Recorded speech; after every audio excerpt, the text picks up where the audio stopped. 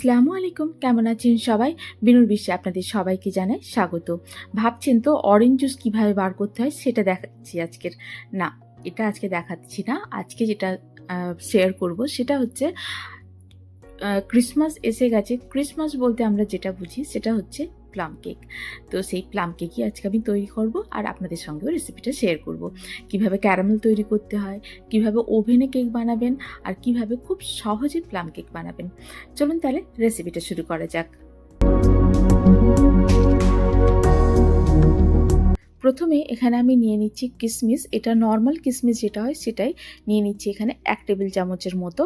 আর নিয়ে নেব এখানে কালো কিশমিশ যেটা হয় সেটা, মানে ব্ল্যাক রেজিন যেটা হয় সেটাই। এটাও নিয়ে নিচ্ছি 1 টেবিল চামচের মতো। নিয়ে এবারে নিয়ে নেব এখানে আমি চেরি। চেরিটাকে ভালো করে ধুয়ে নিয়েছি। এটা কিন্তু আসল চেরি নয়, চেরি বলে যেটা ফল দোকানে বিক্রি করা হয় এটা সেটাই। তো এটাতে অনেকটা ময়লা থাকে বলে তাই আমি এটাকে ভালো করে ধুয়ে নিলাম গোটাটাকেই। নিয়ে এবারে এটাকে ছোট ছোট করে টুকরো করে নিচ্ছি।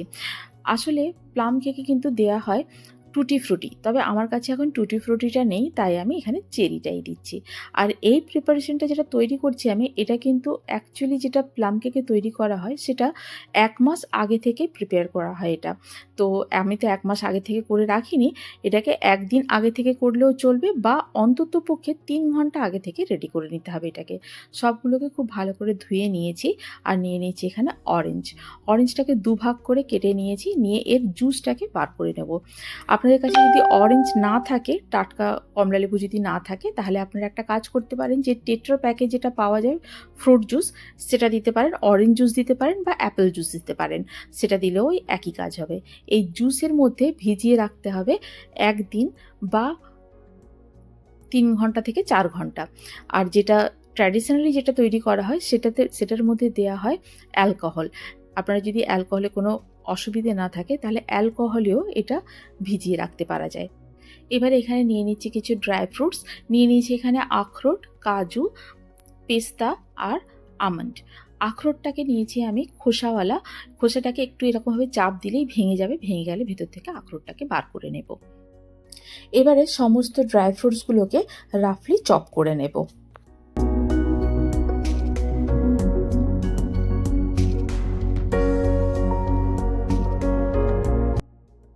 এই যে সমস্ত ড্রাই ফ্রুটসগুলো আমার কাটা হয়ে গেছে। এবার এইগুলোকে আমি একটা সাইডে রেখে দেব। দিয়ে নিয়ে নেব এখানে একটা মিক্সিং বোল। আর নিয়ে নেব দুটো মেজারমেন্ট কাপ। কাপ দুটো হচ্ছে 1 কাপ একটা, আর একটা হচ্ছে হাফ কাপ। 1 কাপ মানে হচ্ছে এটা 240 ml, আর হাফ কাপ মানে হচ্ছে এটা 120 ml।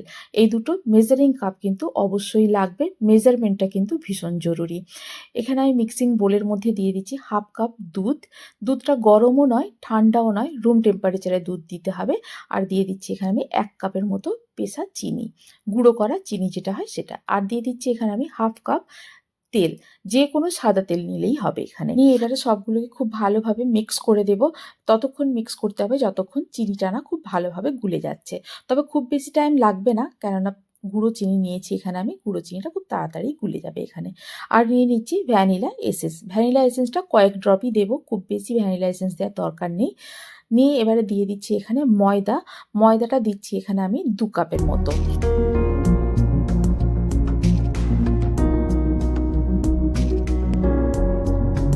এবার নিয়ে নেব হাফ কাপের মতো পাউডার দুধ। এই যে মেজারিং কাপগুলো, এগুলো অনলাইন অফলাইন সব জায়গায় খুব ইজিলি পাওয়া যায়। আর দিয়ে দিচ্ছি এখানে প্লাম কেকে যেটা খুব জরুরি সেটা হচ্ছে নাটমেগ, মানে হচ্ছে জায়ফল, আর হচ্ছে সিনামন মানে হচ্ছে কি দারচিনির পাউডার। এটা 1 চামচের মতো দিয়েছি আমি, 1 চা চামচের মতো। আর দিয়ে দিয়েছি প্রয়োজন মতো লবণ। দিয়ে সবগুলোকে খুব ভালোভাবে মিক্স করে নেব। একটা স্মুথ ব্যাটারের মতো তৈরি হবে, তবে একটু শক্ত শক্ত লাগছে, সেটাতে কোনো অসুবিধা হবে না, কেননা এখন যেটা দেবো আমি সেটাতে কনসিস্টেন্সি ঠিক হয়ে যাবে। দিয়ে দিচ্ছি এখানে অরেঞ্জ জুসে ভেজানো যে কিশমিশগুলো ছিল সেইগুলোই। দিয়ে খুব ভালো করে এটাকে মিক্স করে নিতে হবে।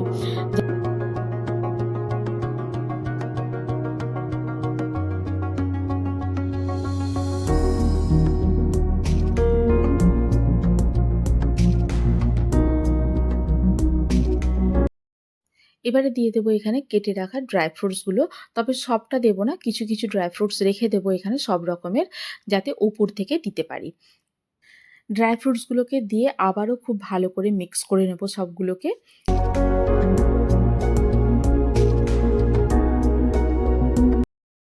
এই যে সবগুলোকে খুব ভালো করে মিক্স করে নিয়েছি। এবারে চলুন তৈরি করি caramel.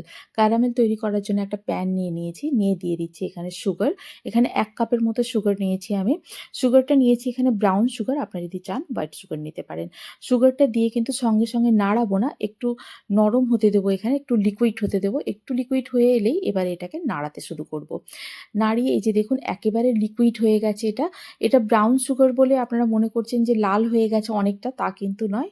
White sugar, normal sugar দিলেও এরকম হয়ে যাবে। এবারে যখন এখানে ফেনা, ফেনা হয়ে যাবে আর ফেনাটা একটু ডিপ কালার হয়ে যাবে তখন গ্যাসটাকে বন্ধ করে দেব। দিয়ে দেবো এখানে 2 টেবিল চামচের মতো প্লেন জল। জলটা দেওয়ার সময় কিন্তু খুব সাবধানে দেবেন, কেননা ক্যারামেল ছিটকে বাইরে আসতে পারে। আর ক্যারামেল যদি এই ফোঁটা হাতের ওপর পড়ে যায় তখন কিন্তু চামড়া সমেত নিয়ে উঠবে। তাই ক্যারামেল যখন তৈরি করবেন একদম সাবধানে তৈরি করতে হবে। এই যে দেখুন ক্যারামেলটা তৈরি হয়ে গেছে। আমি সঙ্গে, সঙ্গে এটা একটা বোলের মধ্যে ঢেলে নিয়েছি, যাতে কুকিং প্রসেসটা থেমে যায়, না হলে ক্যারামেলটা পুড়ে যাবে। এবারে ক্যারামেলটাকে ঠান্ডা করে নিয়ে আমি কেকের ব্যাটারের মধ্যে দিয়ে দেব। দিয়ে খুব ভালো করে এটাকে একসঙ্গে মিক্স করে নেব। নিলে এই যে প্লাম কেকের যে একটা কালার থাকে ব্রাউন কালার, এটা কিন্তু এই ক্যারামেলের জন্যেই হয়।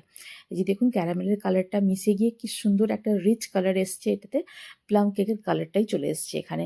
এই যে মিক্সিং করা আমার হয়ে গেছে। এবারে চলুন ওভেনটাকে প্রিহিট করা যাক। ওভেনটাকে আমি প্রিহিট করব 200 থেকে 220 ডিগ্রিতে। এই যে দেখুন আমি টেম্পারেচারটা সেট করে নিচ্ছি। নিয়ে এখানে দুটোই যে রড থাকে সে দুটো রডই অন করব। আর এখানে 5 মিনিটের জন্য দিয়ে দেবো আমি প্রিহিট করার জন্যে। ওভেনটা যতক্ষণ প্রিহিট হচ্ছে ততক্ষণ চলুন কেকের যে মোল্ডগুলো সেই মোল্ডগুলোকে রেডি করে নিই।